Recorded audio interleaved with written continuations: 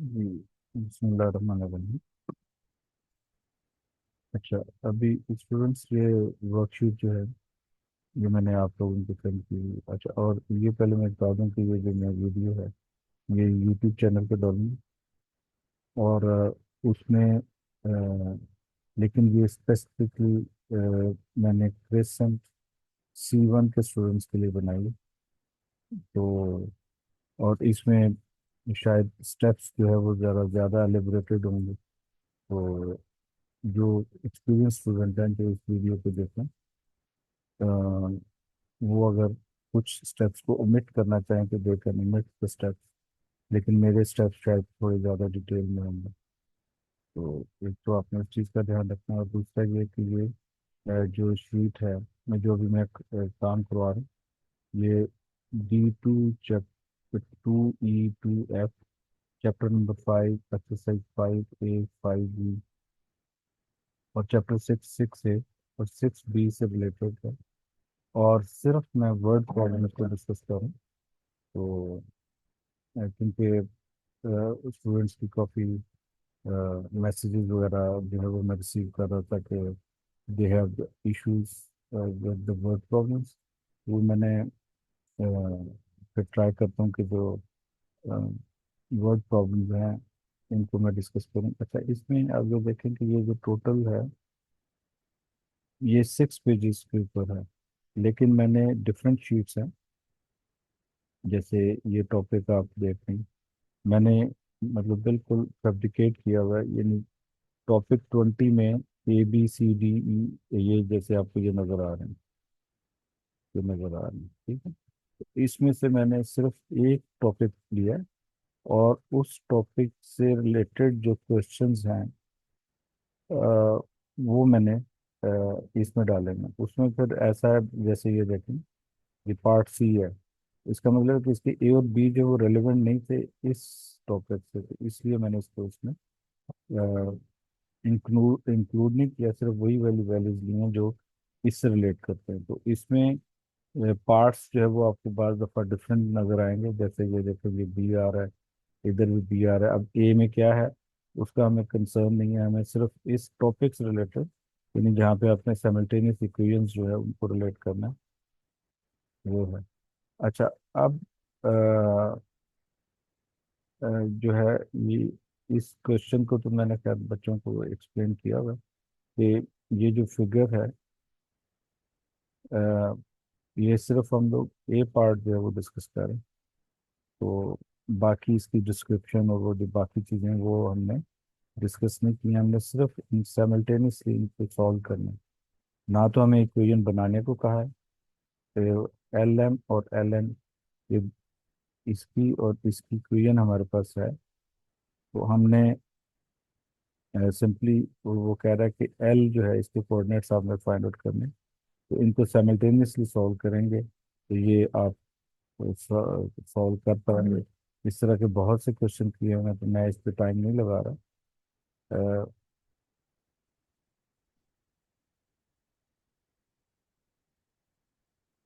हाँ, इसमें अब ये देखें कि आपको अक्सर मिलेगा जैसे ये। और हाँ, ये जो चीज़ है इसको भी आप देखें। इसका मतलब ये है कि पेपर 1, ये 01 अक्टूबर नवंबर 2006, और ये इसका सिलेबस कोड है। और उसमें पेपर 1 का ये क्वेश्चन नंबर 3 है। इसी तरह पेपर 1 अक्टूबर नवंबर 2005, और ये क्वेश्चन नंबर 11 है। इनको रीड करने का भी तरीका है। और जब आपको कोई इशू हो, आप डाउनलोड करें इसकी मार्क स्कीम, और उसमें आप इसके आंसर्स जो है वो देख सकते हैं। तो ये सारे क्वेश्चन जो है जो मैंने आप लोगों से डिस्कस किए हैं। तो मैं अभी डायरेक्टली आ रहा हूँ वर्ड प्रॉब्लम्स के ऊपर। तो वर्ड प्रॉब्लम में, यस, ये पहली वर्ड प्रॉब्लम जो है हमारी, ये आ रही है, ठीक है। इसमें ये मई जून 2010 का क्वेश्चन है।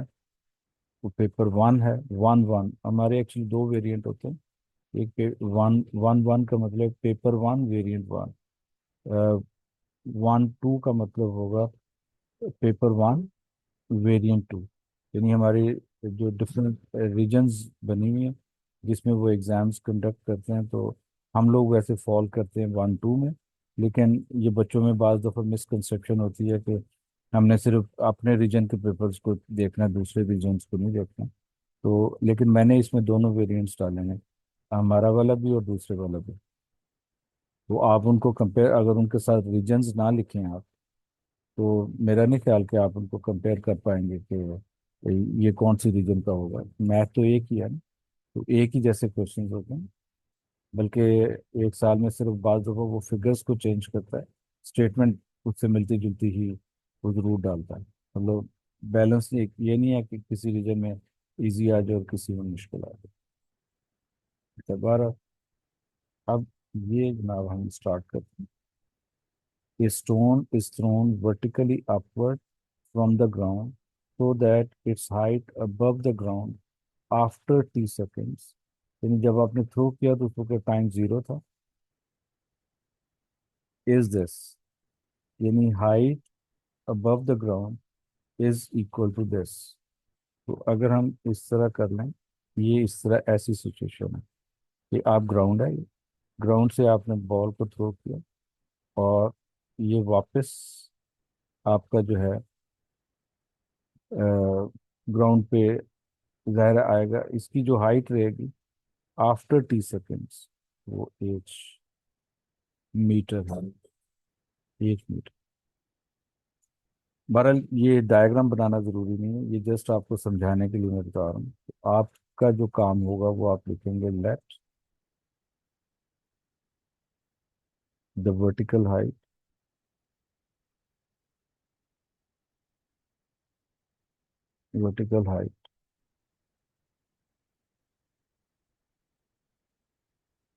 ऑफ स्टोन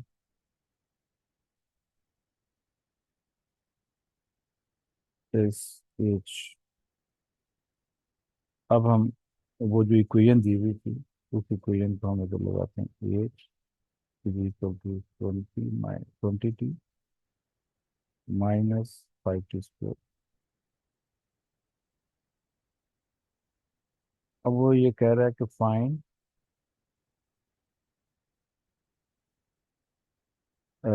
अच्छा अब ये पहला पार्ट है, यानी ये तो वो था ना, फर्स्ट पार्ट है।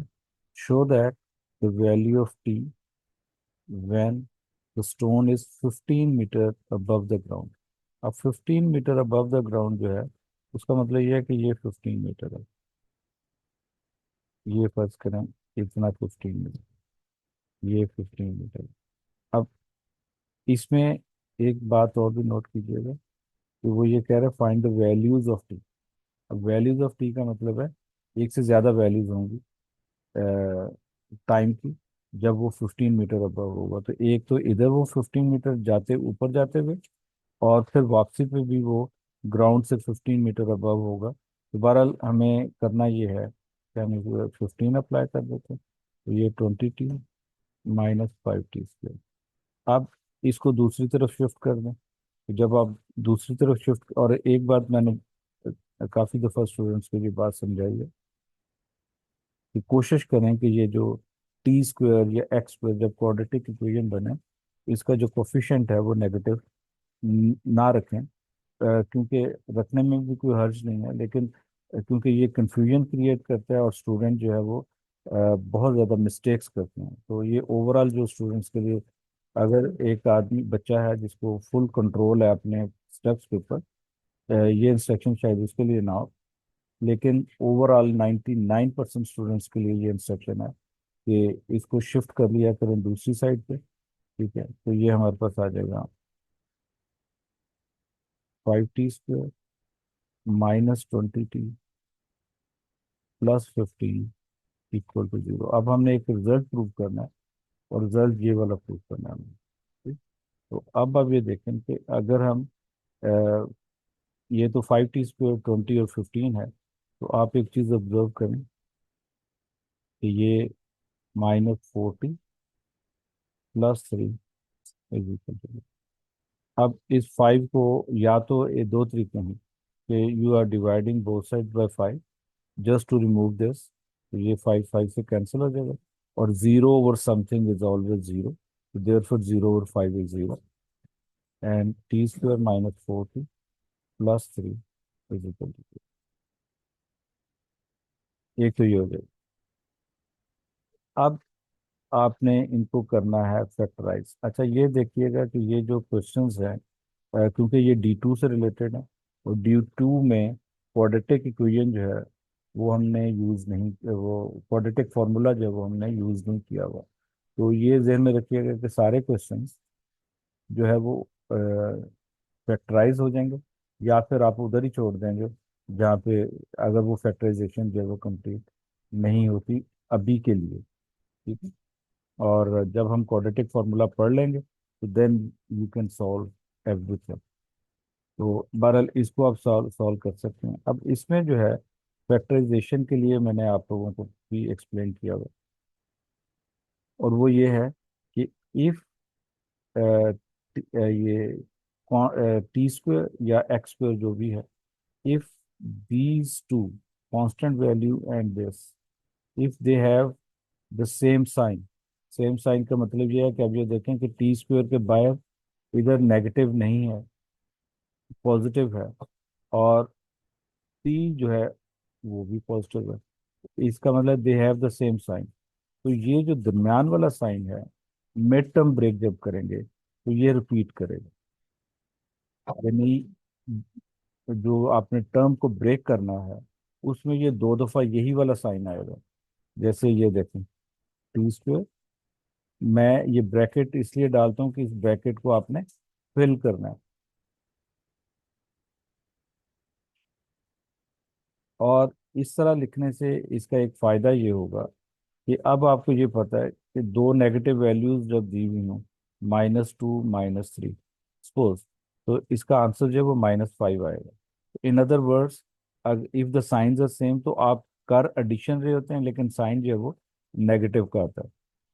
तो अब आपको ये पता चलेगा कि ये जो 1 × 3 बन रहा है, यानी इन दोनों को मल्टीप्लाई भी करना है आपने, तो ये हमारे पास जो है 1 × 3। तो अब आपने इन दो के ऐसे पेयर्स बनाने कि इफ यू ऐड देम तो आपका आंसर जो है वो -4 आना चाहिए, and if you multiply them तो योर आंसर मस्ट बी 3। तो इसका मतलब है 3 और 1 बन गए। और इधर जो है मैंने ये बात भी आप लोगों को एक्सप्लेन की हुई है कि ये जो पहला साइन, वो बरल चलें जब जैसे साइन रिपीट करेगा डिफरेंट होगा तब उसमें हम देख लेंगे, ये आ जाए। अब इधर से t कॉमन ले लें तो ये t - 3, -1 कॉमन लेंगे तो ये आ जाएगा t - 3 = 0। अब t - 3 कॉमन ले लें तो t - 3, t - 1 = 0। तो अब ये देखें कि t - 3 = 0, और t - 1 = 0। तो t = 3 और t = 1। तो अब ये देखें कि there are two values of the time when where the height of the particle, इसका मतलब है कि इस जगह पे जब वो पहुंचा था ना आफ्टर 1 सेकेंड, और इस जगह पे जब ऊपर से होके वापस आया तो इस वक्त टाइम की वैल्यू जो है 3 है। ये जस्ट समझाने के लिए बता रहा हूँ, this is not the part of your solution. तो टी की दो वैल्यूज आ गई, एक t = 1 and t that's all, ये आपका आंसर है। अच्छा इसके बाद उसने ये कहा है find the value of T. अब देखें उसने वैल्यूज नहीं कहा, यानी वो वाली value, find the value of t when the stone hit the ground. अब हिट, एक तो व्हेन t = 0 तो स्टोन जो है ये अपवर्ड जा रहा है, और उसके बाद एक पर्टिकुलर आफ्टर सम टाइम वो दोबारा ग्राउंड पे आके हिट करेगा। तो अब ये देखें कि जब ये इधर ग्राउंड पे है तो h = 0, जब इधर ग्राउंड पे आएगा तो अगेन h = 0। तो अब हम ये करेंगे कि ये जो हमारे पास इक्वेशन है, t² - 4t +3 = 0। तो ये आप 0 लगा दिया आपने। अच्छा, ये हमने अ, जल्दी में ये वाला पार्ट जो है वो इसके साथ रिलेट कर दिया। ये पहला पार्ट था। ठीक है। और ये वाला जो है, इधर से सेकंड पार्ट जो है वो हमारा स्टार्ट होगा। ये वाला। दोबारा वो, ये हम ऑलरेडी कर चुके हैं, इसलिए आपके पास पी की ये दो वैल्यूज आ गई। नहीं, सॉरी, सॉरी, सॉरी। हाँ, ये हमारे पास दूसरा दिया हुआ है। हाँ, ठीक है। वो, अच्छा, अब ये जो पार्ट है, जी बी पार्ट है, सॉरी, ये हमने सेकंड पार्ट कर लिया हुआ है। ये सेकंड पार्ट है। सेकंड है। ठीक है। और ये जो है अब हमारा बी पार्ट स्टार्ट है, when h is equal to 0। तो अब ये देखें अगेन, आप इन दोनों को मल्टीप्लाई करें तो ये 3 आ जाएगा। अब -4 चाहिए।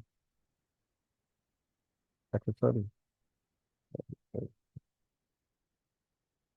H is equal to 0। H जो है वो बेसिकली हमारे पास क्या है, वो है 20t - 5t² -5t²। H is this. अब इधर 0 लगा दें तो अब ये देखें कि ये हमारे पास आएगा 0, 20t - 5t। अब इधर से आप देखें तो 5t जो है वो आप कॉमन ले लें, तो ये हमारे पास 4 - t = 0। तो अब ये देखें 5t = 0 और 4 - t = 0। तो t = 0 और t = 4। तो अब जब दोबारा हिट करेगा ग्राउंड को, पहले तो ग्राउंड से उसमें प्रोजेक्ट ऊपर की तरफ गया ना, प्रोजेक्शन हुई है उसकी। ठीक। तो ये t = 4 है जब वो अगेन हिट करेगा। अच्छा, इसके बाद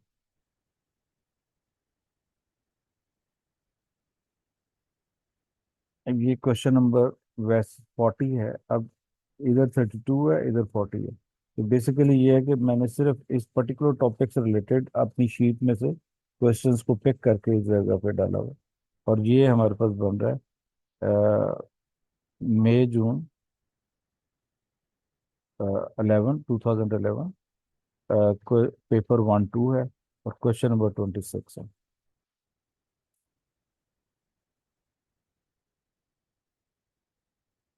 ये एक रेक्टेंगल है। ये x - 1 है और ये 2x + 3।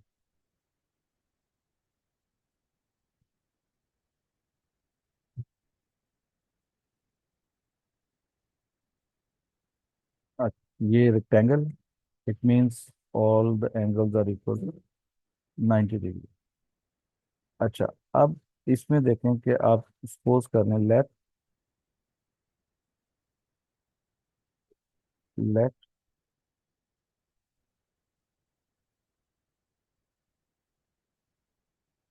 Length is L and that is equal to 2x + 3। और अब इसमें उसने वर्ड यूज किया है वेट्स का।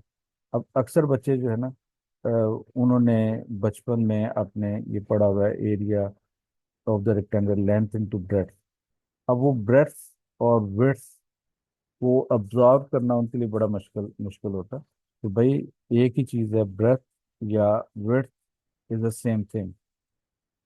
ठीक है। अब उसने विड्थ कह दिया तो विड्थ यूज कर लेंगे। अगर वो कह देता ब्रेथ ऑफ द रेक्टेंगल तो फिर हम उसको एज ए ब्रेथ यूज कर लेते।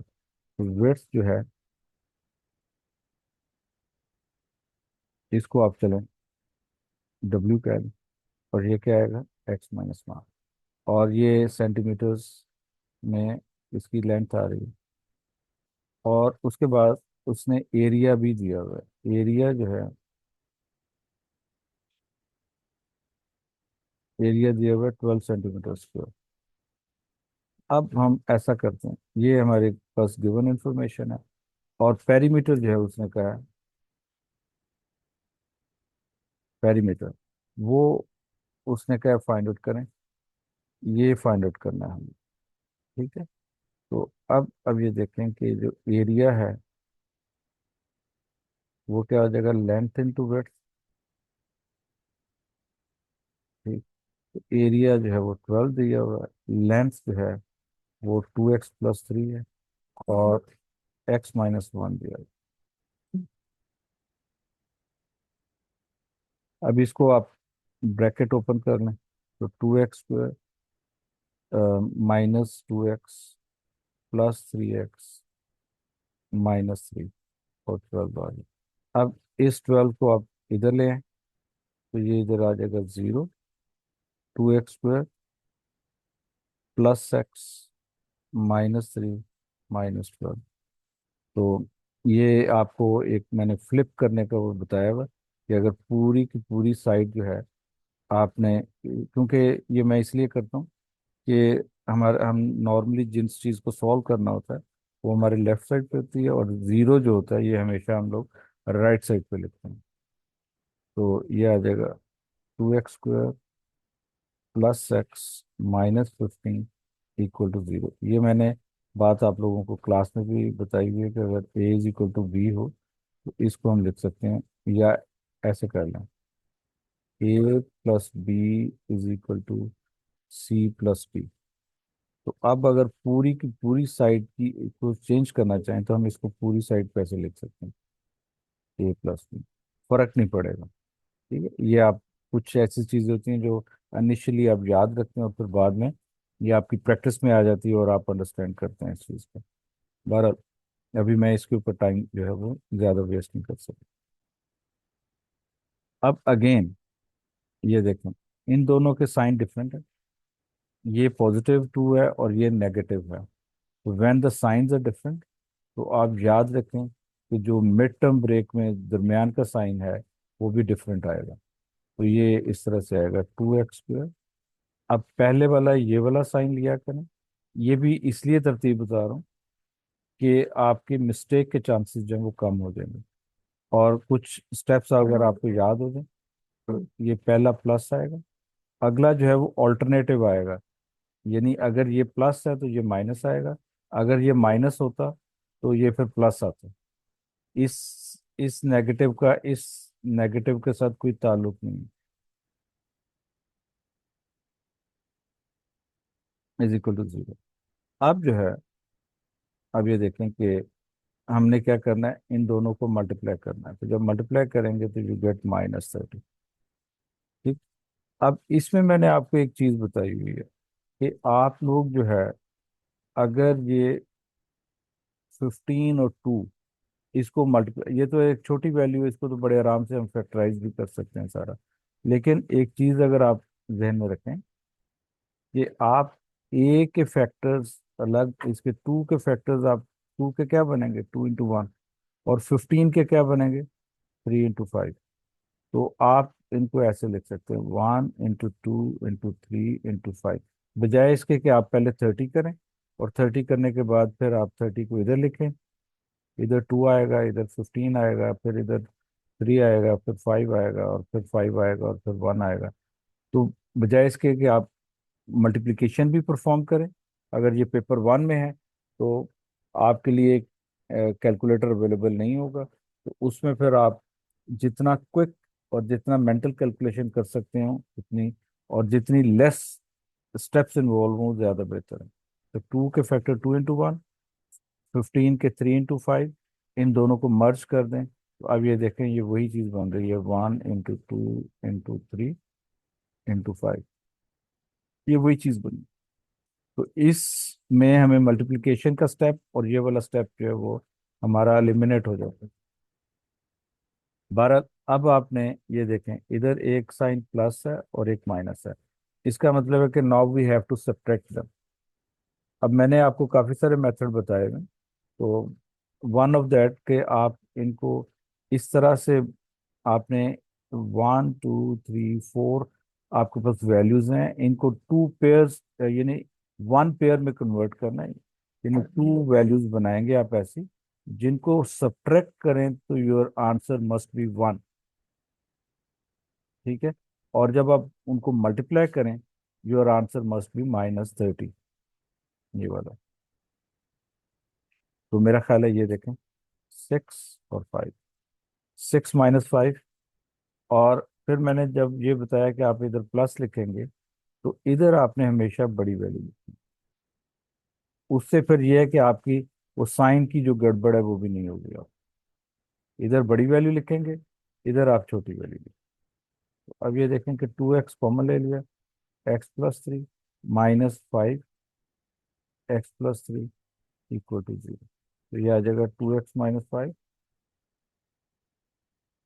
x+3 = तो अब ये आ जाएगा 2x - 5 = 0 और x+3 = 0। तो ये आ जाएगा x = 5/2। अब मैंने ये स्टेप डायरेक्ट कर लिया। बच्चे बाज दफा इस पे भी आते हैं कि जी ये 5, पहले 5 को उधर ले जाएं और फिर आप 2 पे डिवाइड कर दें, x = 5/2। या फिर आप ऐसे भी कर सकते हैं कि आप 2x = 5 लिखा हुआ है, तो आप इस 2 को इधर नीचे ले आए, क्योंकि इधर मल्टीप्लाई हो रहा है, उधर आके डिवाइड हो जाएगा। तो अब ये छोटी छोटी बात इसलिए भी बतानी पड़ती है कि बाज़ दफ़ा बच्चे जो हैं उनको कैलकुलेशन वगैरह में इशू होते हैं। अब ये देखें कि x की जो नेगेटिव वैल्यू है ये पॉसिबल नहीं है, क्योंकि this is the length of the rectangle, it involve in length of the rectangle. अब इस जगह पे अगर आप -3 लगाएंगे तो इसकी जो विड्थ है वो आपके पास कितनी बन जाएगी? नेगेटिव हो जाएगी। तो जो अब लेंथ का मतलब, लेंथ मीन्स जो फरमाइश है हमारी, विड्थ भी हो सकती है और वो लेंथ भी हो सकती है। तो कोई भी आपने डिस्टेंस अगर मेजर करना है, तो डिस्टेंस जो है वो नेगेटिव नहीं होता, अनलेस उसमें डायरेक्शन इन्वॉल्व ना हो जाए। लेकिन वो ऐसी सिचुएशन हमारे पास नहीं है फिलहाल।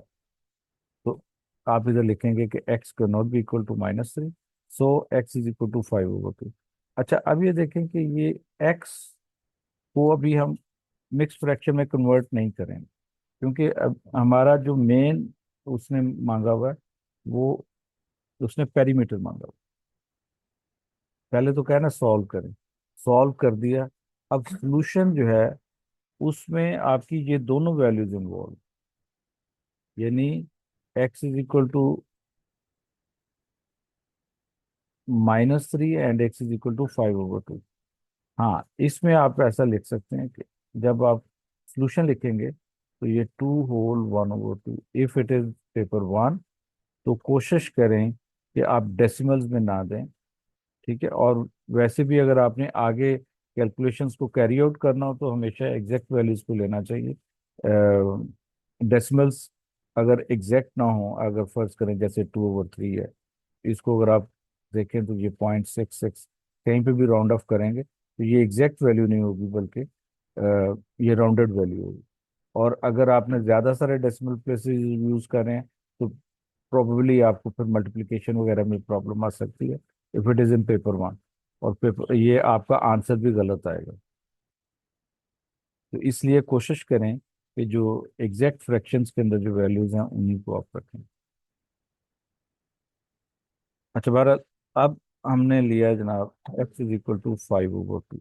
अभी क्योंकि इसको आगे कैलकुलेशन में यूज करना है, तो हमेशा जो मिक्स फ्रैक्शन के अलावा जो वैल्यू है, उससे पहले वाला जो स्टेप में जो वैल्यू है आपके पास, आप उसी को लेंगे। अब आपको सेकंड स्टेप में वो कह रहा है पेरीमीटर फाइंड आउट करें। अब पेरीमीटर जो है का फॉर्मूला हमारे पास क्या होता है? 2 लेंथ + ब्रेड्थ,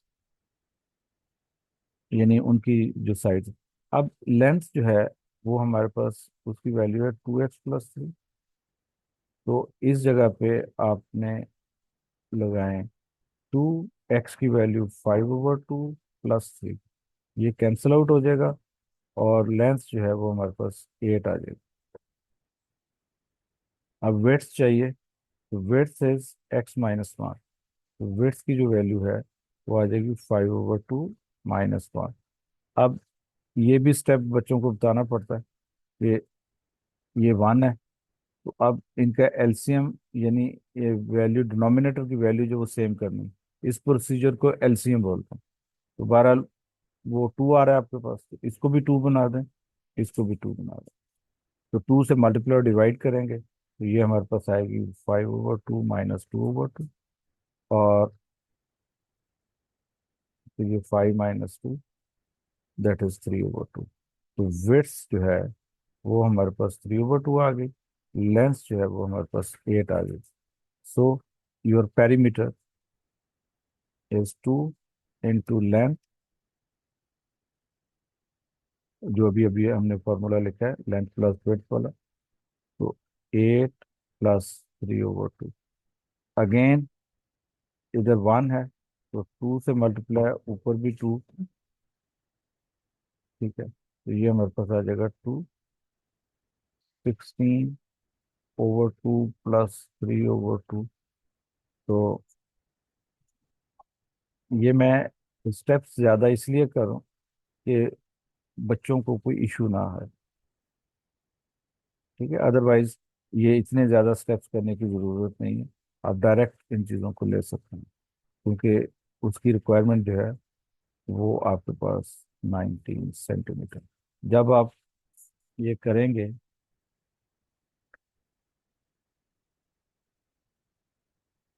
तो ये हमारे पास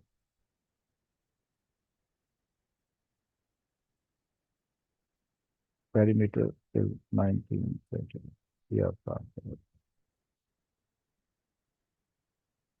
आपका टोटल आंसर बन गया। अब ये देखें, ये बहरहाल टॉपिक 18 में इसके क्वेश्चंस हैं। तो इसमें वर्ड प्रॉब्लम अब देख लेते हैं कि जी, अब ये हैं जी क्वेश्चंस, कुछ वर्ड प्रॉब्लम वाला है जो स्टूडेंट्स को थोड़ा तंग कर रहे थे।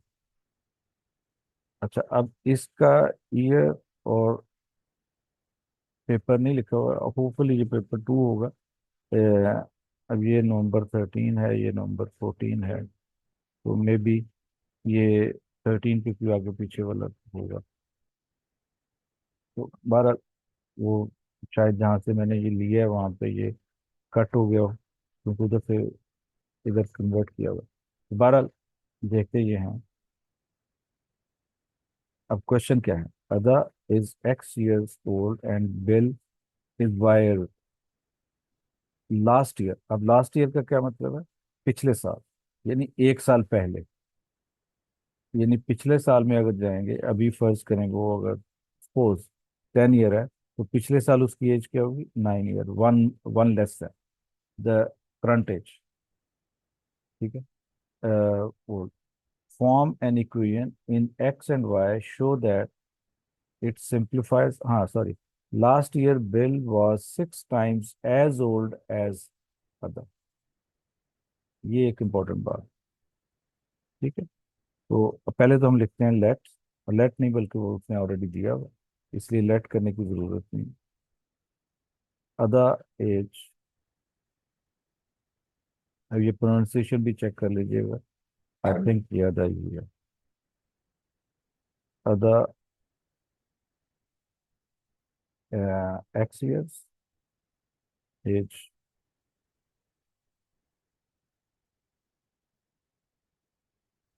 एक्स ईयर्स, और बिल जो है एज इज वाई, वाई। अब वो कह रहा है कि Bill was 6 times as old. तो ये टाइम जो है वो किसके साथ है? अदा के साथ। एक तो ये आपने ध्यान में रखना, Bill was 6 times as old as Ada. और दूसरा एक और चीज देखें, ये एक्स जो है वो अदा की एज है। मतलब ये आप अगर सपोज आप कंफ्यूज कर रहे हैं तो थोड़ा सा सोल्यूशन पे भी नजर लगाएं। तो अब ये देखें, 6 किसके साथ मल्टीप्लाई होगा? अदा की एज से एक्स है, 6 एक्स के साथ मल्टीप्लाई होगा। तो ये भी आपको थोड़ा हेल्प आउट कर देगा। तो बिल इज 6 इंटू अदा। तो अब बिल की एज कितनी है, वाई।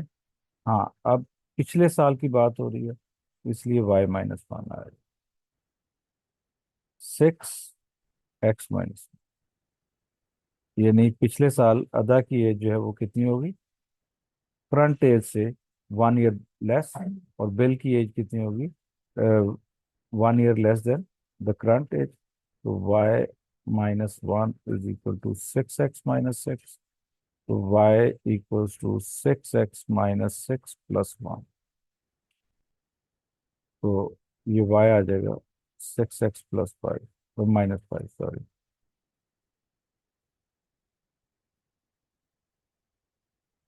अच्छा, अब एक तो ये दिया।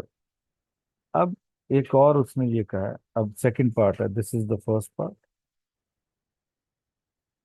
सेकंड पार्ट जो है, बल्कि आगे लिखते हैं।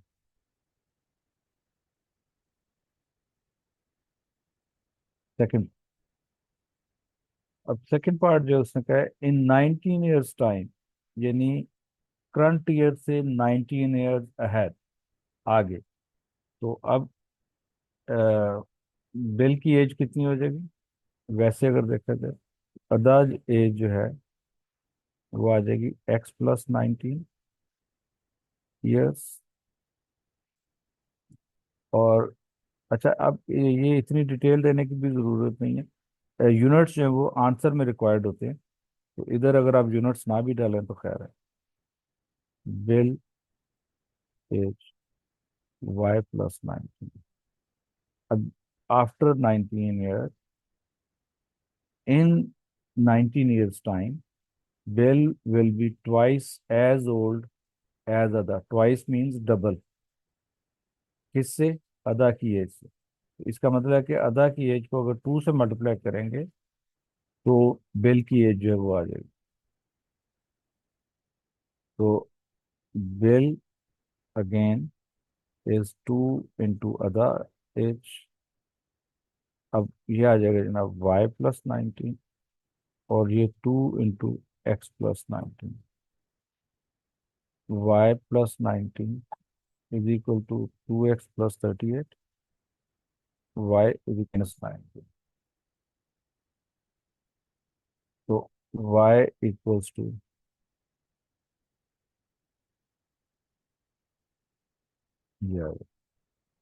ये देखें, y is equal to 2x + 19।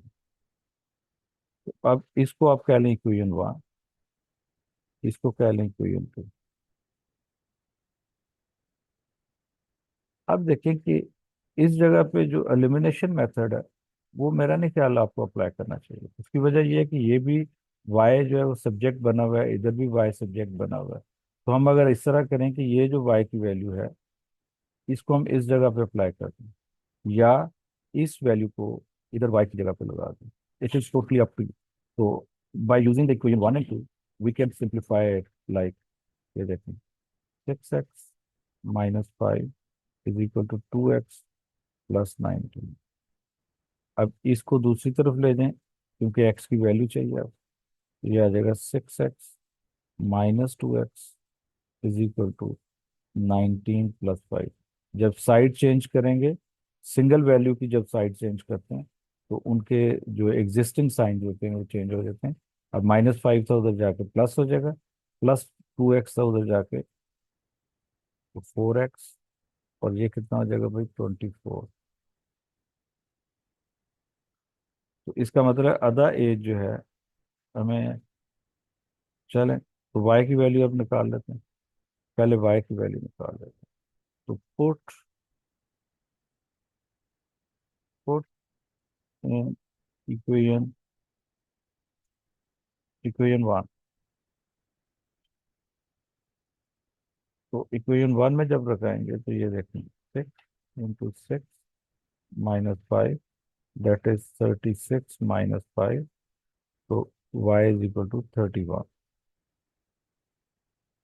तो अब उसने पूछा क्या हुआ, वो कहता है hence find the present age of Ada and Bill. तो अदा's प्रेजेंट एज,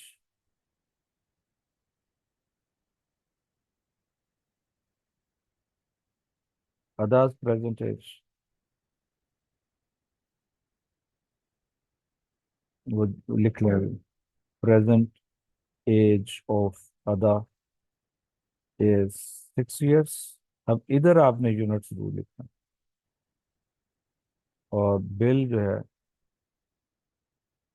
एज, वो 31 year। ये बना।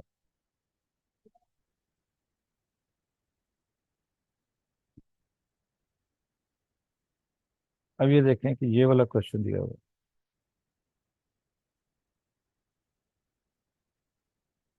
अच्छा, इसमें अब आप एक बात नोट करें। वो कहता है distance between London and York. अब ये न्यूयॉर्क नहीं है, ये यॉर्क है। तो हम लोगों ने ज़्यादातर न्यूयॉर्क सुना हुआ है, तो यॉर्क जो है ये उधर इंग्लैंड के अंदर 2 cities हैं। ये उनके दरमियान में है, London and York. Is 320 kilometers। Train takes X hours to travel between London and York. Write down an expression in terms of X for the average speed of the train। अब ये just 1 mark का है, और ये नवंबर 2013, paper 2 2। इसका मतलब है कि इसमें वैसे ऑप्शन है कि you can use the calculator, लेकिन आप ये देखें, show that it is simplifies to this. अब उसने इसका सोल्यूशन नहीं मांगा हुआ वो, बल्कि ये कह लें कि मैंने इसको कट डाउन किया हुआ है। ये बी पार्ट का फर्स्ट एंड सेकंड पार्ट है। उसकी वजह यह है कि इसके ऊपर क्वाड्रेटिक फॉर्मूला अप्लाई होना है। तो हम सिंपली बस इसको इसी तरह से रखेंगे। तो अब ये देखें जी, ये लंदन है, ये यॉर्क है, इसके दरम्यान में 320 किलोमीटर है। या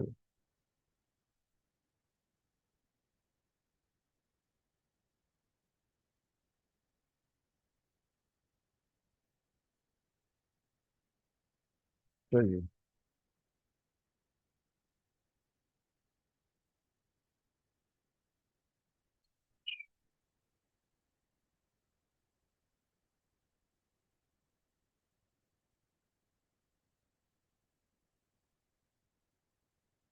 हम्म,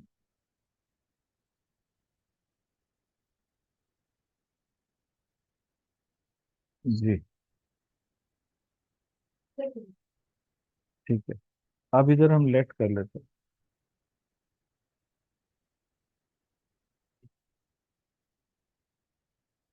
डिस्टेंस जो है,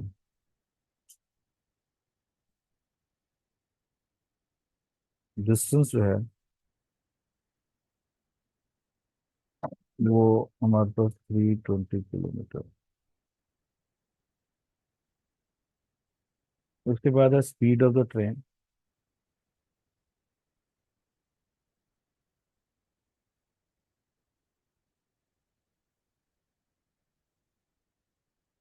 स्पीड ऑफ ट्रेन, सपोज हम कर लेते हैं S1 कह लेते हैं। और टाइम टेकन बाय ट्रेन,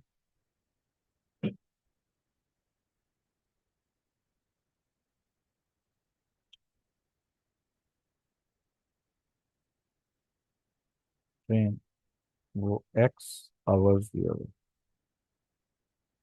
है। अब मुझे ये बताएं कि जो स्पीड होती है वो किसके इक्वल होता है। वो होता है हमारे पास डिस्टेंस ओवर टाइम। तो स्पीड आ गई S1 का, और ये हमारे पास आ गया 320/X। तो ये जनाब एक्सप्रेशन आ गया हमारा। नेक्स्ट इसने कहा है, अब सेकंड पार्ट जो है,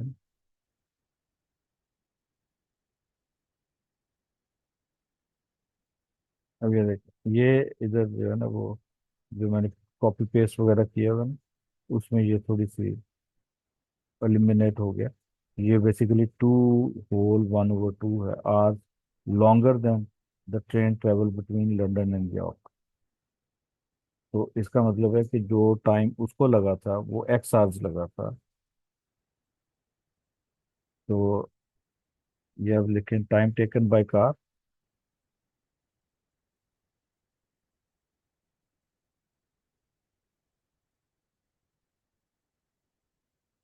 वो आ जाएगा x+2 होल 1/2 का मतलब कितना बनता है? 5/2। अच्छा,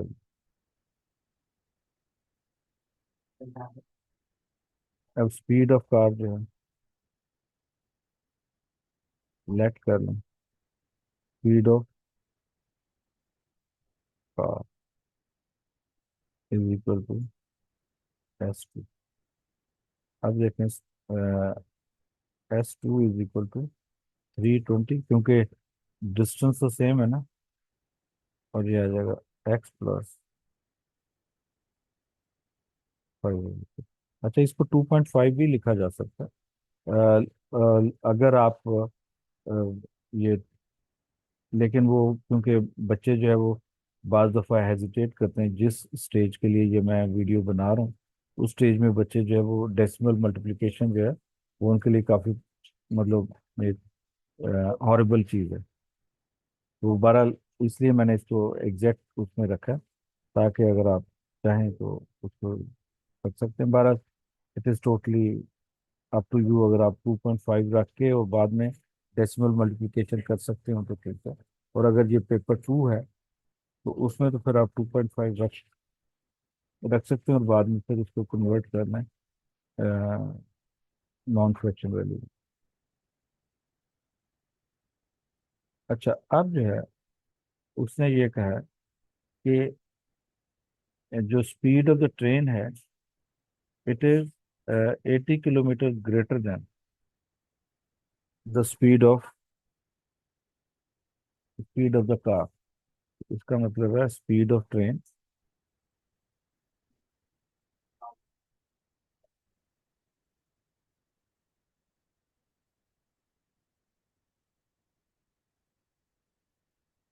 speed of car that is equals to 80 kilometre per hour. अच्छा, जब आप इसको इक्वेशंस वगैरह में लिखते हैं तो फिर ये आप यूनिट्स ना लिखा करें साहब। और बाद में फिर एंड पे जब रिजल्ट आए उसमें फिर आप जो भी यूनिट बन रहा हो अप्रोप्रिएट वो तो ये आ जाएगा।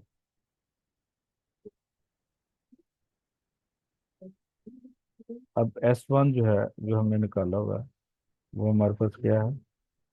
320/x -320/x+5/2 is equal to 80।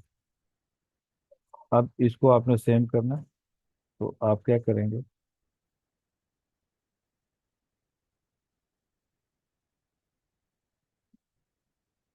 बल्कि इसको कैसे करते हैं,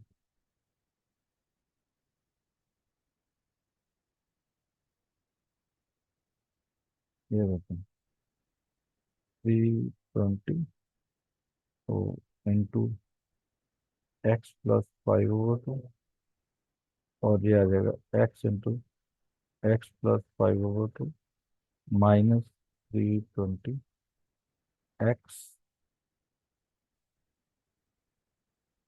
-5/2। अच्छा, मैंने ये बात अब बच्चों को बताता हूँ कि आप लोग ना ब्रैकेट जब तक एलसीएम ले ना लें तब तक ब्रैकेट ना ओपन करें। उसकी वजह ये है कि बच्चे नेगेटिव साइन जब आता है उस नेगेटिव साइन को डिस्टर्ब कर देते हैं। बहरहाल ये आ जाएगा जी 320 x+5/2 -320 x। ये प्रॉब्लम तब आती है जब इस तरफ भी ब्रैकेट्स हों, तब आती है प्रॉब्लम।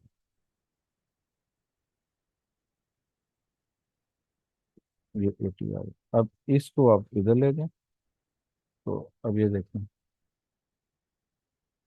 320 x +320 इंटू 5/2 -320x, और इसको जो है मैं इधर ले गया, और ये आ जाएगा एक्स, x+5। अब ये देखें, ये कैंसिल आउट हो गया। ये जब इससे कैंसिल होगा, अब इतना काम आपको कर लेना चाहिए। 116 × 5, तो ये 800 = 80 एक्स, x+5 होगा। अब ये जो 80 है, इसको आप इसके नीचे डिवाइड कर दें, तो ये आ जाएगा 800/80 = x² + 5/2x। ये 10 आ जाएगा। अब ये आ गया जी 10, और ये आ जाएगा x²। और अब ये देखें, इसको 2 से मल्टीप्लाई, 2 से डिवाइड, क्योंकि इधर अगर कुछ नहीं है तो इसका मतलब है इधर 1 है। ये मैं इतनी डिटेल में इसलिए करता हूँ कि बच्चे अक्सर इस चीज़ को कंफ्यूज करते हैं, क्योंकि अच्छा बारह। अब ये आ जाएगा 10x² + 5/x/2। इसको आप इधर ले जाएं, तो ये 20 आ जाएगा। 2x² प्लस,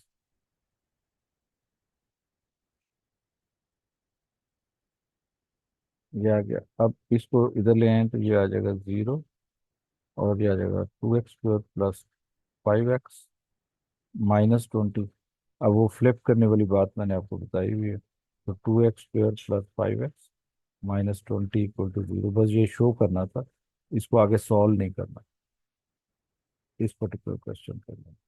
वैसे तो इसका सोल्यूशन बनेगा, जो अगर इसका बाकी पार्ट हमारे पास होता, उसमें डेफिनेटली उसमें कोई ना कोई इसका बताया होना। अच्छा, अब ये देखें कि ये जो क्वेश्चन है, क्वेश्चन नंबर 21, सॉरी, इसमें ये नवंबर 14 का है, पेपर 1 2 है, और क्वेश्चन नंबर 2 है, यानी पेपर 1 का क्वेश्चन है, और इसमें कैलकुलेटर इज नॉट अलाउड। अब इस ये जो है ना, ये यूनिटरी मेथड से यूज होगा, यूनिटरी मेथड। ये अब ये देखें कि 500 ग्राम्स मीट अगर हो, तो यू रिक्वायर 13 मिनट्स +20 मिनट्स। वो 20 मिनट जो है कुकरी टाइम लगा लें, जो भी, ये नहीं आप पहले मसाला बना रहे हैं, ये कर रहे हैं, वो कर रहे हैं, इसमें वो 20 मिनट्स आपके वो हैं, और +13 minutes for every 500 gram of meat जो है, वो आपको रिक्वायर्ड है। ये उसने इंफॉर्मेशन दी हुई है। Cookery book states that the time it take to cook some meat is 13 minutes for every 500 grams of meat +20 minutes. Calculate the number of minutes it take to cook 1.5 kilogram. अब ये देखें कि इधर ग्राम है और इधर किलोग्राम है, तो यूनिट हमारे सेम होने चाहिए। तो बेहतर होता है कि इसको अगर किलोग्राम में कन्वर्ट करेंगे तो ये फ्रैक्शन में आ जाएगी वैल्यू। तो बेहतर है कि हम किलोग्राम को ग्राम में कन्वर्ट कर लें, इसको 1000 से मल्टीप्लाई करेंगे, तो चलें जरूर कर लें। ये देखें,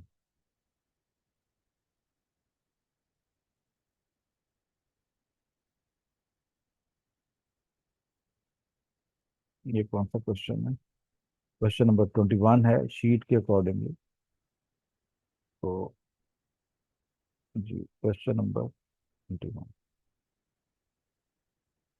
एक तो मीट जो रिक्वायर्ड टू कुक है, वो हमारे पास कितना है? मीट वो है 1.5 × 1000, क्योंकि किलोग्राम है, 1000 से मल्टीप्लाई करेंगे तो it is converted into grams. ये आएगा। 1500 ग्राम।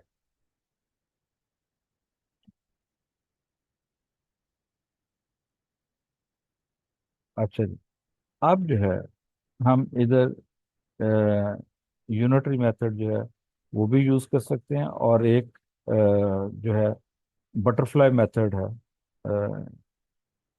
ये बड़ा इंटरेस्टिंग मेथड है। तो आप देखें, इधर लिखें टाइम, इधर लिखें ग्राम्स। अब 13 मिनट्स रिक्वायर्ड फॉर 500 ग्राम। ठीक। ये डायरेक्टली प्रोपोर्शनल जब होता है तो हम ये वाला मेथड यूज करते हैं। डायरेक्टली प्रोपोर्शनल का मतलब ये है कि अगर आप मीट की अमाउंट बढ़ा देंगे तो ये एक ऑब्वियस सी बात है, आपके जहन में भी ये बात आनी चाहिए, तो टाइम जो है वो भी इंक्रीज कर देगा। तो if one thing is increasing other is also increasing. तो इसको बोलते हैं डायरेक्टली प्रोपोर्शनल। और इसके लिए जो है ये ज़रा इंटरेस्टिंग करने के लिए मैंने इसका नाम बटरफ्लाई मेथड रखा हुआ। अ,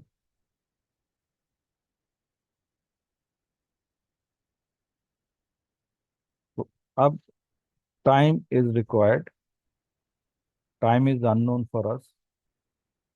ठीक है। और अमाउंट इज देयर, यानी 1500 ग्राम्स के लिए हम कितना यूज करेंगे, तो ये बटरफ्लाई एज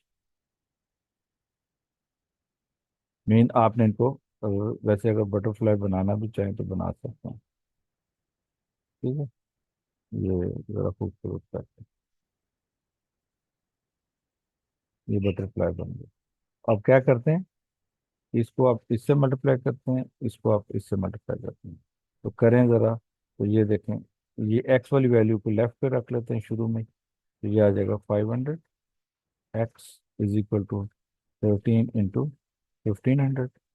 तो अब ये देखें कि टाइम टू कुक जो है वो हमारे पास आ गया, x is equal to 13 into 1500 over 500। ये कैंसिल आउट हो गया, ये 3 आ गया। X is equal to 39 minutes. एक तो ये तरीका है। ठीक है। एक बोलते हैं यूनिटरी मेथड, जो आपने ऑलरेडी अक्सर सीखा होता है, कि 13 मिनट्स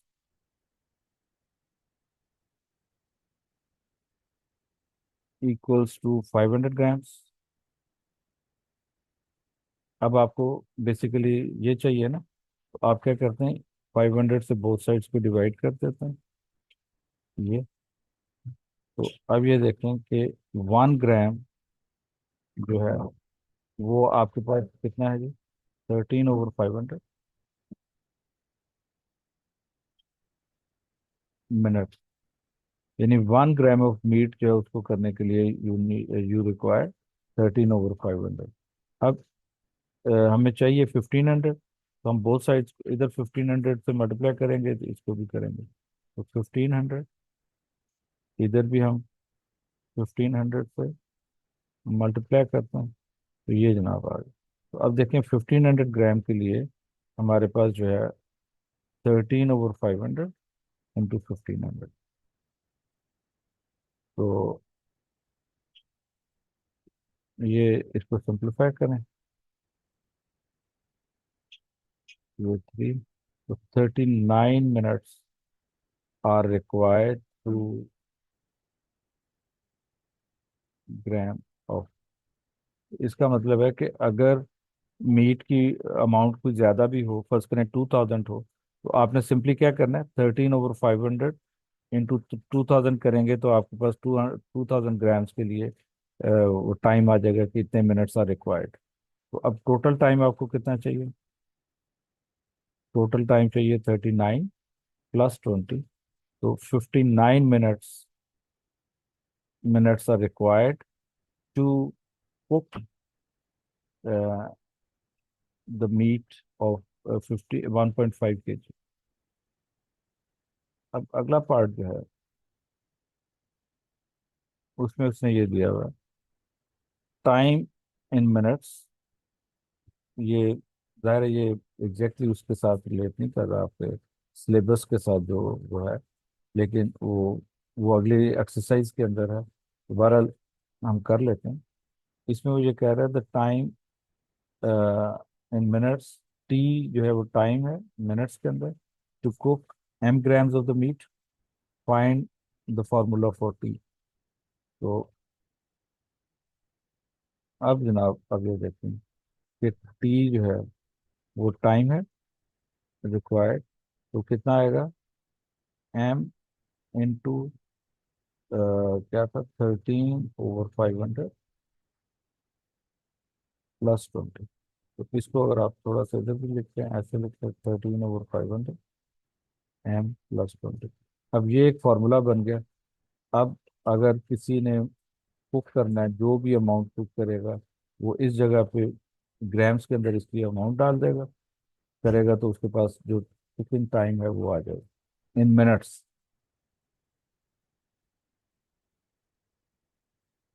अच्छा बेटे, अब ये देखें नेक्स्ट जो क्वेश्चन है, इसमें ट्रपीजियम रूल जो है वो हमारे पास होता है। ट्रपीजियम एक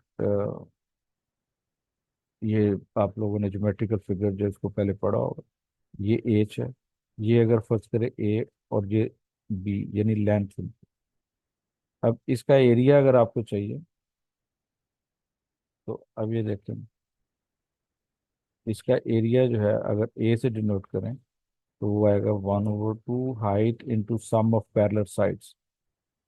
क्या 1/2 height into sum of parallel sides, parallel sides का सम जो है ये लेंथ ए है, and this is b, a plus b is the sum of the parallel side, and this is the height, half of the height into sum of the parallel side, this is the formula for the area. अब जो है इधर आप ये देखें कि ये उसने 15 दिया हुआ डीसी की लेंथ, ए बी की लेंथ। उससे पहले तो ये बताया कि ए बी, ये जो एरोज डाले में इसका मतलब भी पैरेलल को शो करता है, लेकिन उसने एक्सप्लेन भी किया हुआ है a B C D is trapezium with a B is parallel to d c, a B is parallel to d c, d c is 15, a B is x centimetre.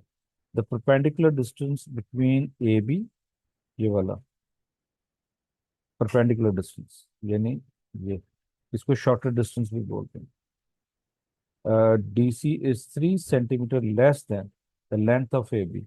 अब length of A B is x, इसका मतलब है कि h जो होगा वो हमारे पास क्या आएगा, x-3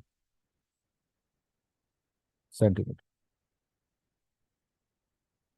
अब वो कह रहा है area of A B C D is 75 centimeter square. तो means area of the trapezium जो है वो 75 सेंटीमीटर स्क्वायर है। तो अब हम फार्मूला अप्लाई करेंगे, A is equal to height into sum of parallel sides, 1/2 the half of the height plus sum of the parallel sides. तो ये आ गया 75, ये आ गया 1/2, x-3 इज द हाइट, और ये आ जाएगा x +15। अब इस टू को हम इधर ले जाते हैं। अब ये देखें, ये 75 × 2, और अब इसको ओपन कर देते हैं, x² + 15x - 3x - 45। तो ये हमारे पास आ जाएगा x², तो ये +12x - 45 -150। ये तो आप कर लेंगे ना, 75 × 75, 75 × 2 इज 150 इक्वल टू 0। अब ये फ्लिप कर लें, ये ओवर स्टेप्स आप लोगों को मैं बार बार बता रहा हूँ क्यों कर रहा हूँ मैं, और ये आ जाएगा 195 इज इक्वल टू 0। जी, तो अब ये देखते हैं जरा, यही चीज प्रूव करनी थी, ये हमने प्रूव कर दी। अब उसने आगे सॉल्व करने को नहीं कहा हो, तो हम भी इतनी मुश्किल में नहीं पड़ेगा।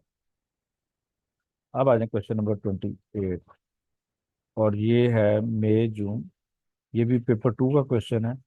और इसमें बस उसने सिर्फ ये शो करने के लिए कहा हुआ है, आगे इसके ऊपर क्वाड्रेटिक फार्मूला लगेगा। ये याद रखिएगा कि पेपर 2 में जब क्वेश्चंस आते हैं तो उनमें नॉर्मली क्वाड्रेटिक फार्मूलाज जो है वो अप्लाई करने के लिए कहते हैं। तो हमने उस क्वेश्चन में, यानी क्वेश्चन नंबर 5 जो है, उसमें सिर्फ डी पार्ट जो है वो रेलेवेंट था, वो हमने पिक किया। अब इसमें वो ये कह रहा है, अब ये देखें दो चीजें दी हुई।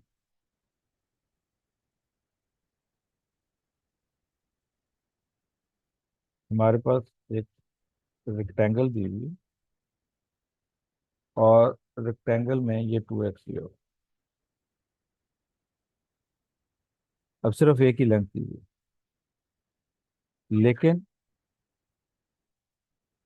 ये वाली लेंथ नहीं दी हुई, तो हम इसको विड्थ कह लें या ब्रेड्थ कह लें? चलें, विड्थ कह लेते हैं। लेकिन उसने एरिया भी दिया हुआ है हमें, और पेरीमीटर भी दिया हुआ है। अब एरिया जो है वो दिया हुआ है 10 सेंटीमीटर स्क्वायर,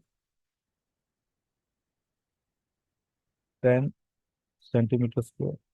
और विड्थ जो है वो हमें दी हुई है 18 पेरीमीटर, सॉरी, पेरीमीटर 18 सेंटीमीटर। अब ये देखें कि एरिया का जो फॉर्मूला है, और लेंथ कितनी बनेगी, लेंथ को हम 2x ले लेते हैं, और विड्थ से जानना। अब एरिया किसके इक्वल होता है, लेंथ इंटू विड्थ। और पेरीमीटर जो है वो किसके इक्वल होता है, 2 लेंथ प्लस विड्थ। तो मेरा ख्याल है कि अगर हम पेरीमीटर की वैल्यू से हम पहले फाइंड आउट कर लेते हैं विड्थ की वैल्यू, और फिर इस जगह पे अप्लाई करके एरिया निकाल लेते हैं। तो अब ये देखें कि perimeter is 18, two length is 2x plus width. अब इस 2 से डिवाइड करें,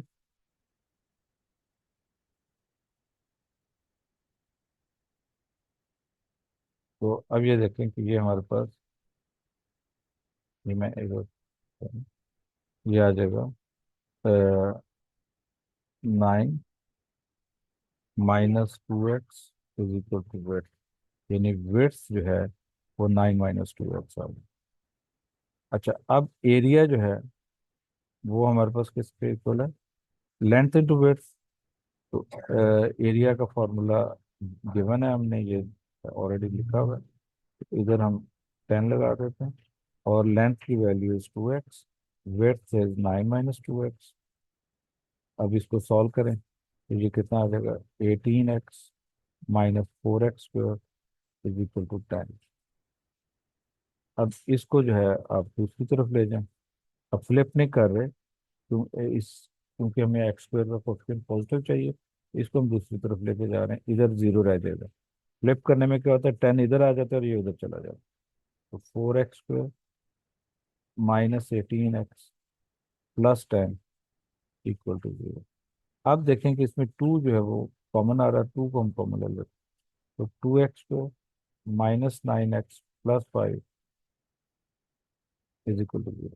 अब इस 2 को आप इधर डायरेक्ट नीचे भी ले जा सकते हैं, और बोथ साइड्स को 2 पे डिवाइड करना है। तो 2x² -9x plus 5 equal to 0, ये प्रूव करना चाहिए हमने फिर। ये देखें, 2x² -9x plus 5 equal to, अब ये दिया हुआ है क्वेश्चन, ये भी एफ पार्ट है, तो उसी सेम क्वेश्चन का एफ पार्ट। अब हमने ई नहीं किया, और डी के भी बाकी पार्ट्स नहीं किए। तो अभी भी अभी भी अब ये प्रोनाउंसिएशन जरा चेक कर लिया कर। अभी भी बेला एंड चिकू शेयर 112 डॉलर, यानी 112, 112। EB receives x dollar. तो अब हम लेट कर लेते हैं, अभी, या अभी भी, अभी भी है वाला। ठीक है, चलें। बहरहाल लेट, लेट नहीं, सॉरी, वो तो ऑलरेडी गिवन है, ये इंफॉर्मेशन दी हुई है।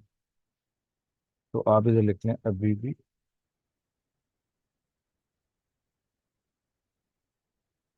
रिसीव्स।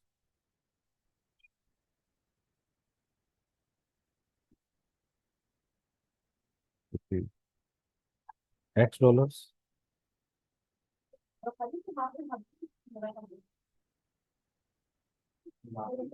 अब इधर आगे क्या कह रहा है वो?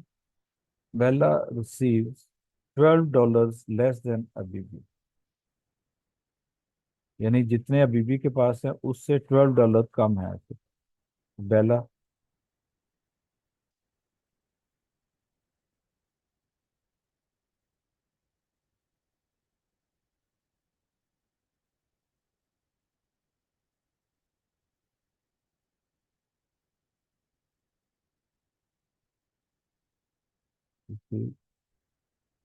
$X-12 और चिकू जो है, या चेक जो भी इसका नाम है,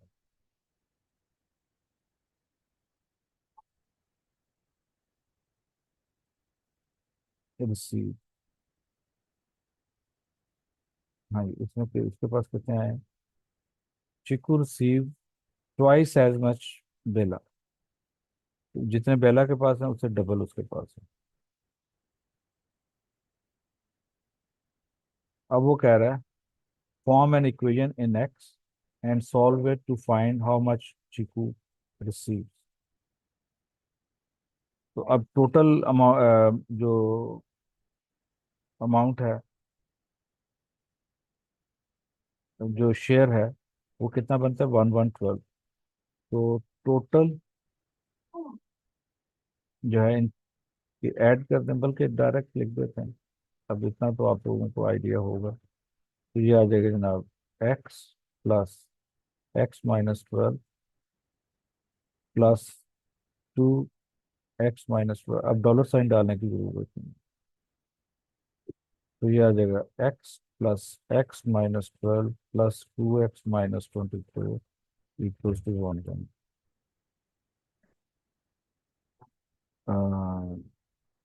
4X -36, 4X इक्वल्स टू 148। अरे भाई, इसको तो ले लेना। तो x is equal to 148 divided by 4। और ये देखने जरा कितनी आती है वैल्यूज। हो 37 $37। अब इधर आप इसकी वैल्यू लिखें। अब चीकू जो है उसके पास कितने हैं? चीकू जो है ना, वो रिसीव कर रहा है $2 × X-37 - 12। तो अब ये देखें, टू, मेरा ख्याल है ये 25 आ जाएगा। तो जनाब चीकू के पास हैं $50।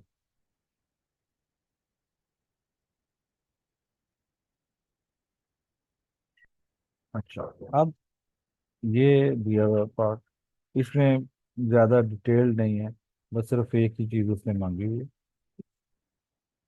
अब एरिया ऑफ द रेक्टेंगल जो है, अगर आप देखें तो वो हमारे पास क्या होगा? एरिया PQ, यानी विड्थ इंटू लेंथ, या breadth into length into PS। अब एरिया जो वो दिया हुआ है 17 सेंटीमीटर स्क्वायर, PQ। और PS की जो लेंथ है वो हमारे पास X+5 है। अब PQ का एक्सप्रेशन चाहिए, तो PQ का जो एक्सप्रेशन है वो आ जाएगा 17/X+5। ये PQ आ गया। यही था इसका बस, इसलिए मैंने इधर ही सॉल्व कर दिया। हाँ, अब ये देखो, ये क्वेश्चन है और ये उसकी प्रैक्टिकल एग्जांपल है, सिमल्टेनियस इक्वेशंस को सॉल्व करने की वर्ड प्रॉब्लम। अब इसमें उसने कहा Anil and Yasmeen buy some, या जैस्मीन, जो भी आप कहना चाहें, some pen and notebooks for the same shop. Anal buys 3 pens and 2 notebooks for this much dollar. और Yasmeen buys 5 pens and 4 notebooks by this. अब इसमें जो अननोन चीज है वो है कॉस्ट। ठीक है, कॉस्ट। तो अब हम इधर सपोज करना पड़ेगा कि लेट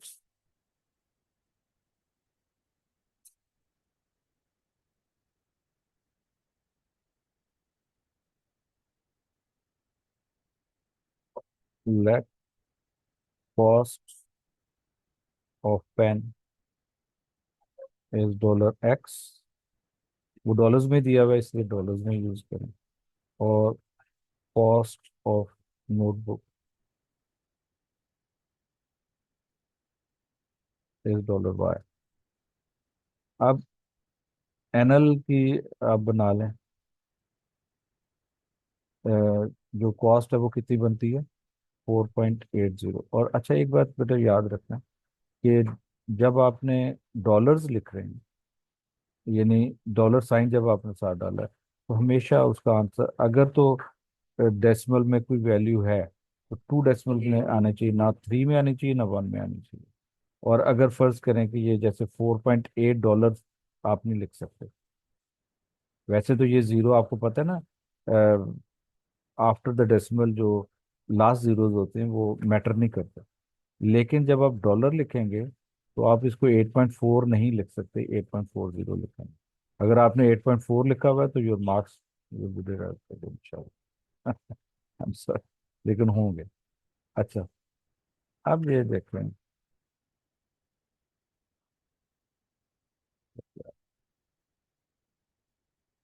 हमको लगे, हाँ, 3 2 और 5 4। ये याद रखिएगा आपको, 3 2 और 5 4।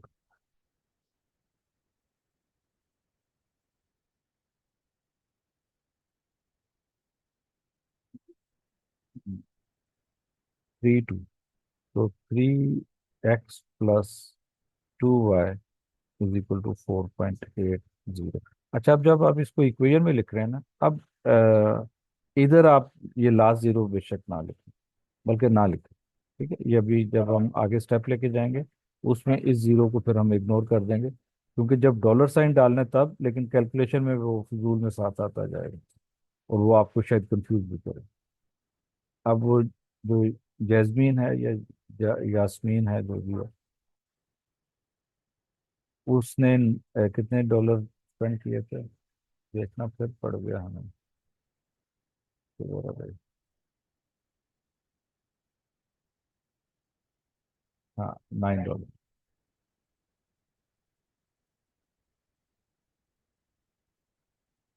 तो कितना था? 4x,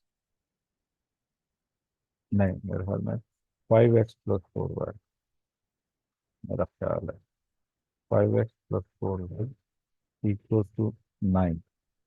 अब जरूरी नहीं कि आप 9.00 लिखें। अच्छा, अब ये देखें कि इसमें बेहतर क्या है कि हम y को सेम कर लें।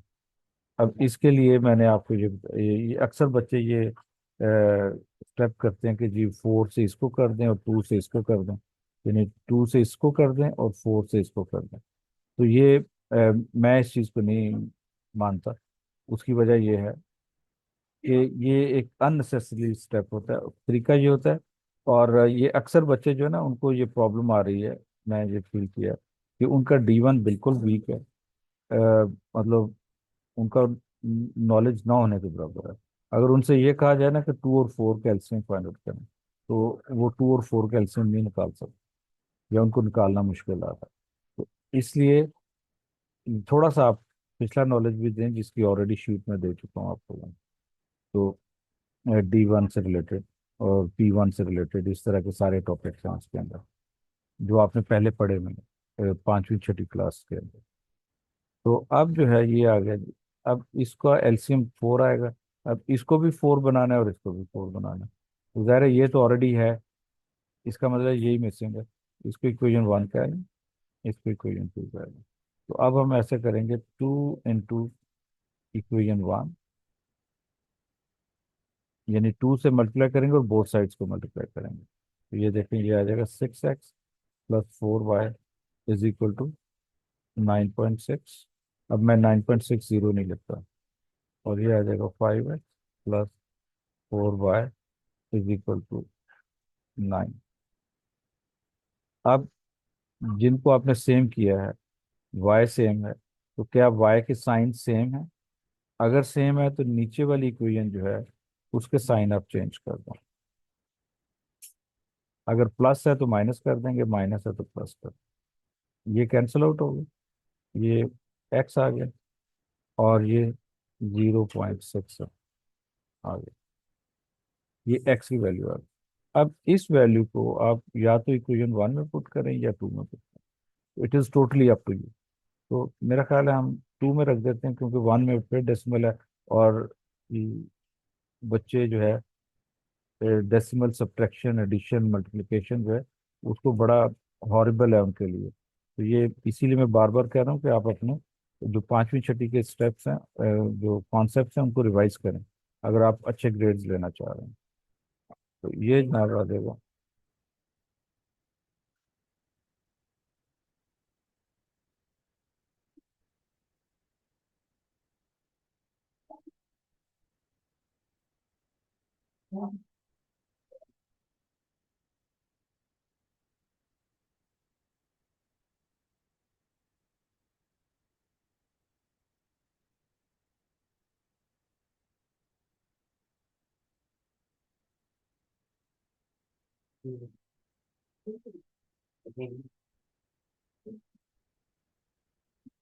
VO2, sorry Y.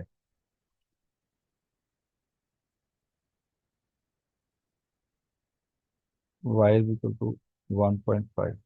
अब ये जो 1.5 है बेसिकली ये डॉलर्स है, ठीक है। तो लेकिन आप इधर लिखेंगे cost of pen, that is dollar 0.060।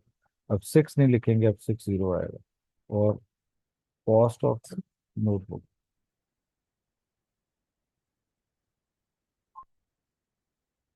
ये आएगा $1.50।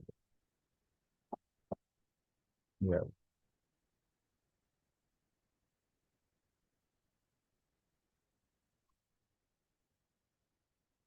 हाँ जी। अब ये देखें, नेक्स्ट क्वेश्चन 31। और ये अब इसका क्वेश्चन नंबर नहीं लिखा हुआ, बहरहाल ये मई जून 19, पेपर 2 है, यानी पेपर 2 से रिलेटेड है ये। तो इसको अभी हम सॉल्व करने की कोशिश करते हैं। तो अब इसका ये देखें, रेक्टेंगुलर कार्ड है the dimensions 2y and y+3, square of the side x, यानी ये अगर x है तो दिस इज y है, सॉरी, ये भी y होगा, y सेंटीमीटर। ठीक है, तो ये भी y है, ये भी y, ये भी y, ये। अच्छा, the card remaining show the shaded in the diagram has the area 45 centimetre. यानी इस कार्ड को अगर दरमियान में से माइनस कर दें, डिडक्ट कर दें, यानी कट कर दें, तो ये जो शेडेड एरिया बचा है यही हमारा है। तो हम ऐसा करेंगे कि बड़ी रेक्टेंगल के एरिया में से ये स्क्वायर का एरिया जो है ये माइनस कर देंगे, तो वो हमारे पास शेडेड एरिया होगा। चलिए मैं इधर ही सॉल्व कर देता हूँ ऐसे।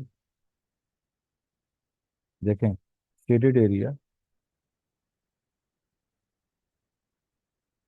एरिया ऑफ द रेक्टेंगल, जो लार्जर रेक्टेंगल है, बड़े वाली रेक्टेंगल है, वो कितनी आ जाएगी?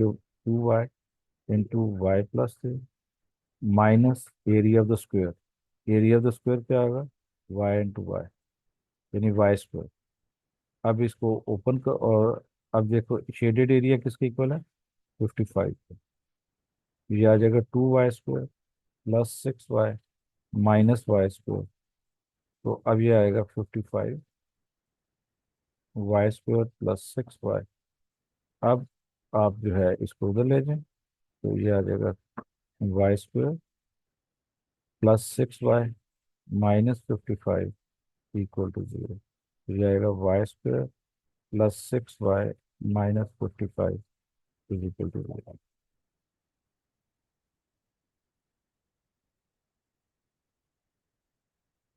ये आ गया। अब जो है हम, क्योंकि उसने कहा हुआ डायमेंशंस भी बताएं, उसकी जो रेक्टेंगल है उसकी डायमेंशंस भी आपने बतानी। तो अब इसको सिंप्लीफाई करेंगे। अब इसको इससे मल्टीप्लाई करेंगे, और जब उसने ये ना कहा हो ना कि डेसिमल प्लेसेस पे, सिग्निफिकेंट फिगर्स पे, तो इसका मतलब है कि वो जो क्वेश्चन है वो आपका without using the quadratic formula आप सॉल्व कर सकते हैं। यानी फैक्टराइजेशन हो सकती है, यानी मिड टर्म ब्रेक आप कर सकते हैं। तो बहरहाल अब इनके साइन चेक करें सबसे पहले। They have the opposite sign, ये पॉजिटिव है और ये नेगेटिव है, तो हम क्या लिखेंगे, वाई स्क्वायर। सबसे पहला स्टेप आपने क्या करना है, उनके साइंस को नेगेटिव चेक करना है। अ, तो अब आपने करना ये है, ये देखिए, ये मैं ब्रैकेट डाल लेता हूँ। ब्रैकेट डालने से मुराद ये होती है कि आपने इसके अंदर वैल्यूज लिखनी, वो जो मिड टर्म ब्रेक है वो वैसे भी तो आप करते हैं ना, तो ये ब्रैकेट्स के अंदर डाल दीजिएगा और इसी स्टेप में डालिएगा। अब इनको मल्टीप्लाई करें। मल्टीप्लाई करने के लिए मैंने आपको बताया था कि आप इसके फैक्टर्स, इसके कोफिशिएंट के फैक्टर्स अलग बना लें, इसके अलग बना लें, ना तो आपको मल्टीप्लाई करना पड़ेगा और ना फिर बाद में आपको फैक्टराइज करना पड़ेगा। तो बहरहाल ये आ गया जनाब 5 × 11। वैसे 1 भी आप डाल दिया था। अब आपने इनकी इस तरह के पेयर्स बनाने। अब ये देखें, प्लस और माइनस है, प्लस और माइनस, ठीक है। तो एक प्लस होगा और एक माइनस होगा, और माइनस होने के बाद क्या आना चाहिए, 6।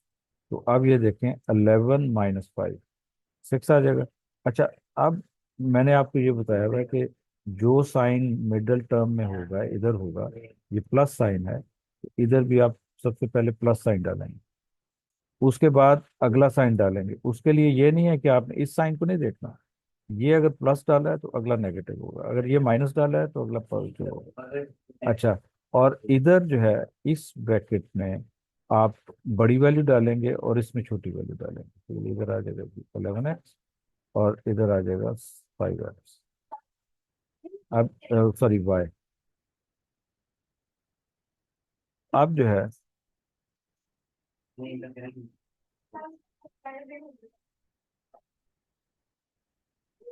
अब इधर से y कॉमन ले लें।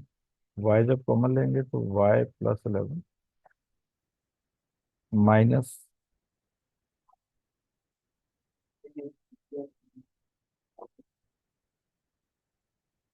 अब -5 कॉमन ले लें,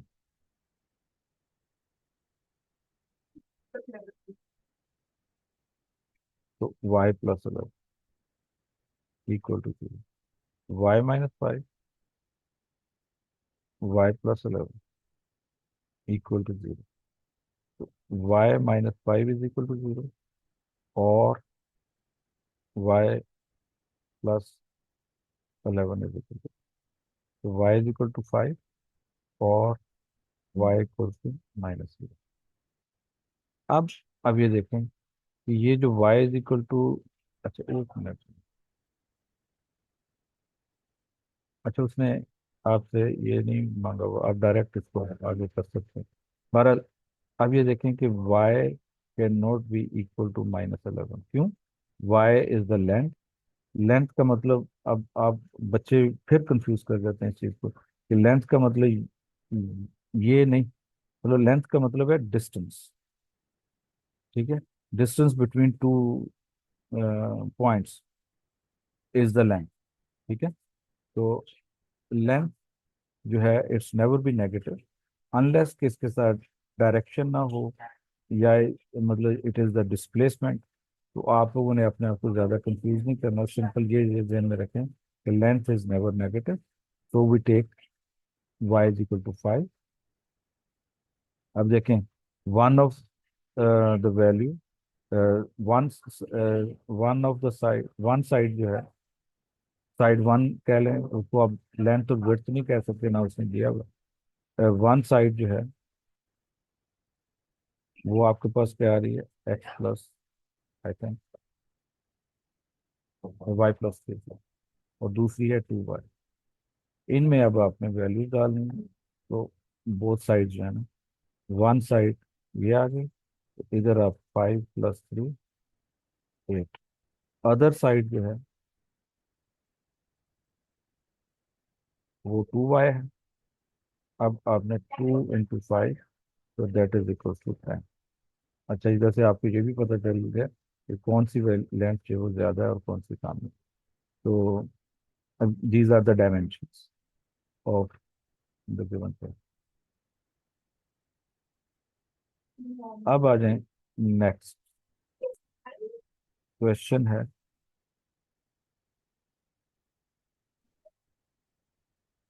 ओके, अब ये देखिए, इसमें उसने ये दिया हुआ है कि distance between two houses P and Q is 200 kilometre. जो जो जो जो जो भी traveled by a car from P to Q at an average speed of X kilometers per hour. Write down an expression in terms of X for the number of hours uh, he took to travel from P to Q. अब time निकालना है P to Q। अच्छा, एक बार याद रखिएगा, अक्सर अब जैसे ये Q to P है और ये P to Q है, तो डिस्टेंस जो है इट इज ऑलवेज सेम। तो डिस्टेंस में कोई मसला नहीं है। तो पहला पार्ट ए पार्ट करते हैं, फिर बी पार्ट की तरफ देखते हैं।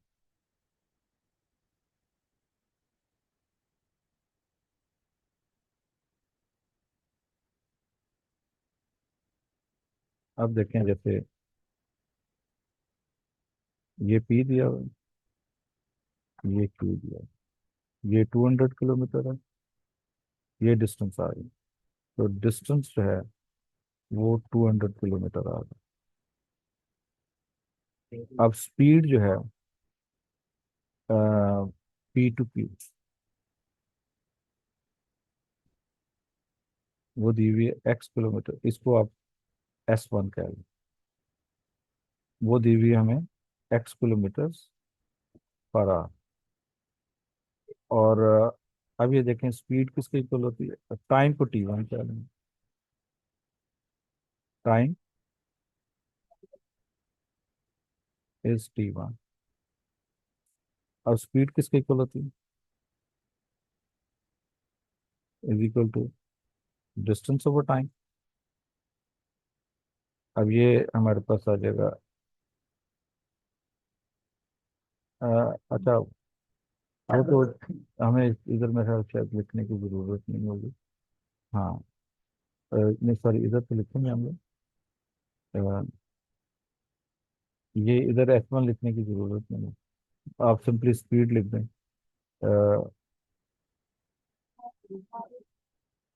Speed P to is x kilometre per hour. तो अब ये देखें, 200/T1। अब T1 जो है वो हमारे पास क्या आ जाएगा, 200/x। अब दूसरा उसने ये दिया हुआ है कि Q to P average speed is x + 5 kilometers per hour. Write down the expression in terms of x for the number of hours he took to travel from Q to P। तो अब इसी तरह आप suppose कर लें कि time जो है,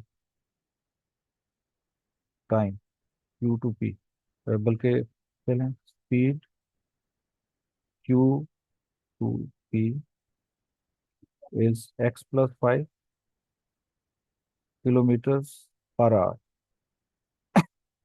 तो टाइम जो है उसको T2 कर लें, T2 hours. Speed again is equal to distance over time.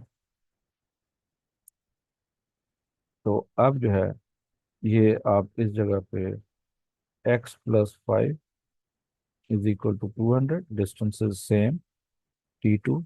तो अब ये देखें, T2 जो है वो हमारे पास आ गया 200/x + 5। आपको पता है ना, ऐसे इसको ऊपर ले जाएं, जिसकी वैल्यू फाइंड आउट करनी है ये नीचे आ जाए। अब टोटल टाइम जो है वो शायद उसने दिया हुआ है। वो कह रहा था total time he took to go from P to Q to return for from Q to P was 8 hours. Write down an expression, और ये चीज प्रूव करनी है। और ये देखें, इसको सॉल्व करने को नहीं कहा हुआ क्योंकि इस पे डेफिनेटली क्वाड्रेटिक फॉर्मूला लग रहा होगा।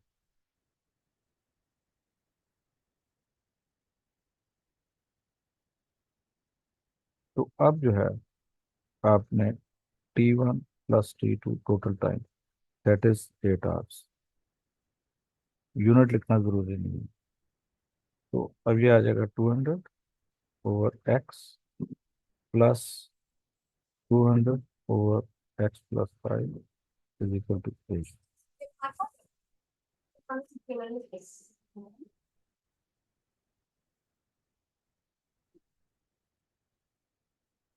x+5, x+5 जब मल्टीप्लाई, इसको आप x x से ऊपर नीचे मल्टीप्लाई कर दें to make it same denominator, या एलसीएम आप इसको कहते हैं। तो ये आ जाएगा जी x+5, और ये आ जाएगा 200। ब्रैकेट्स जो है वो मैं इसलिए कहता हूँ कि आप फिलहाल इसको ब्रैकेट्स में लिखा करें, ब्रैकेट्स ओपन ना किया करें। उसकी वजह यह है कि अगर दरम्यान में साइन नेगेटिव हो और इधर ब्रैकेट में भी कोई चीज़ प्लस माइनस हो रही हो, तो मिस्टेक के चांसेस बहुत बढ़ जाते हैं। अब इसको आप इधर ले दें और इसको ओपन कर दें। तो 200x प्लस, ये 200 × 5 कितना बनेगा भाई, 1000। 8 × x, x+5। अब इसको ओपन कर दें तो ये आ जाएगा 400x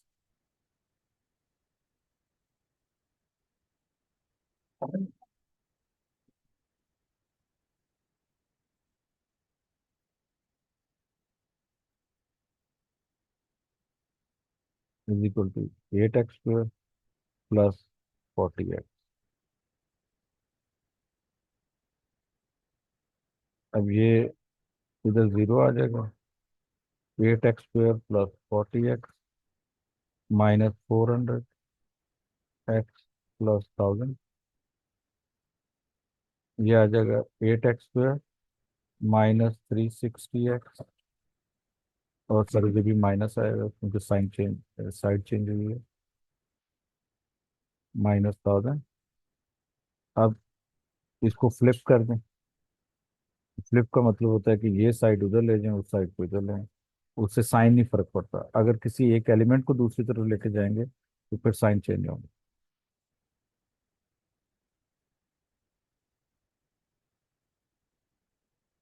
अब इधर से 8 कॉमन ले लें तो x², और ये आपके पास कितनी आ रही है वैल्यू,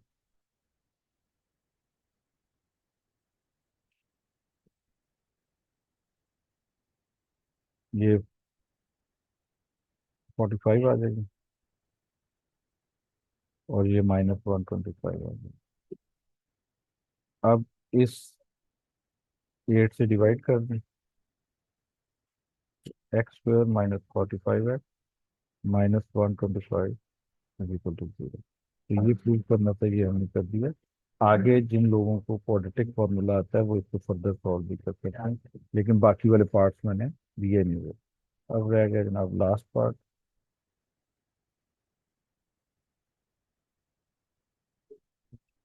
अब लास्ट पार्ट में उसने ये कहा है, Gita has n step, Ravi has twice as many steps as Gita, यानी रवि के पास 2n हो जाएंगे। संजय हैज 7 फ्योर, फ्योर का मतलब होता है लेस, स्टेप्स देन रवि, या रवि जो भी है। तो अब ये देखें, तो लेट करने की जरूरत नहीं क्योंकि गिवन है। तो गीता, स्टैम्प्स ऑफ गीता,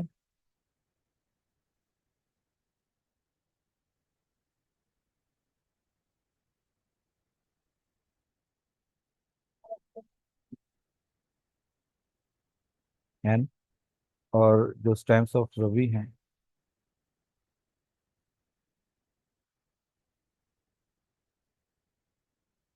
वो ट्वाइस हैं। तो ट्वाइस का मतलब 2n हो जाएगा। और स्टैम्प्स जो हैं ऑफ संजय जो हैं, संजय, ये हमारे पास आ जाएगा 2n-7। प्योर है ना? प्योर का मतलब लेस होता है। अब टोटल जो स्टैम्प्स हैं वो उसने 108 दिए। इनको ऐड कर लें, n+2n+2n-7 इक्वल्स टू 108।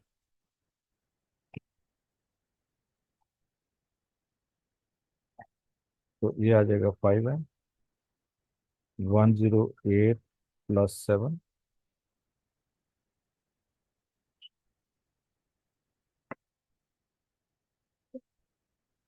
ये कितना आ जाएगा? 5। तो n = 115 और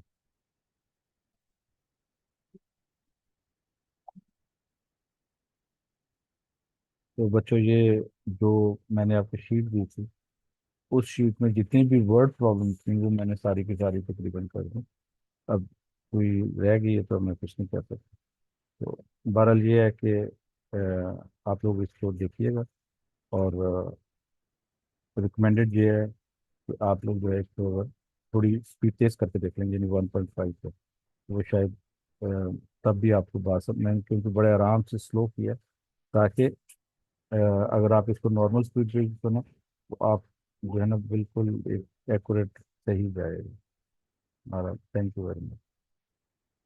अस्सलाम वालेकुम।